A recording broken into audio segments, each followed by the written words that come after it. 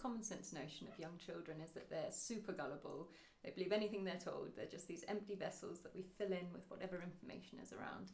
And that is not the case. And that's really like a key focus in my research as well. Like, what are children bringing to situations to try and make sense of what to believe and what not to believe?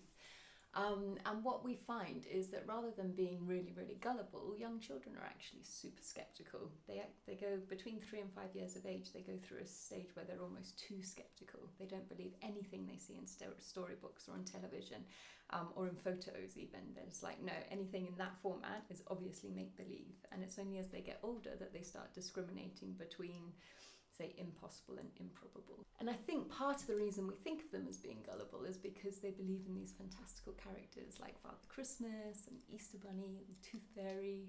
And so we think, oh, because they believe in these magical things, it must be evidence that they're super gullible. But I don't think that is the case. I think we as societies and as adults go to a huge amount of trouble to convince them. And actually they're looking for the same sorts of evidences that we as adults are in determining what to believe. So they are looking for, they're looking to people they trust. If their parents and other members of society are saying Father Christmas is real, then they're more likely to believe that. And if there's ritual associated with things, then we know that children are far more likely to believe it. So we see that with religious traditions, and also like with Father Christmas, that we write the letters and we leave the food out and we go to bed early so that we can wake up when he gets there.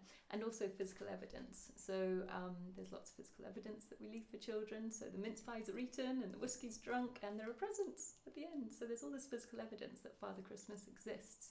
But I think their belief in him is tied to like all this evidence that they're looking for is being reinforced, rather than evidence that they're super gullible.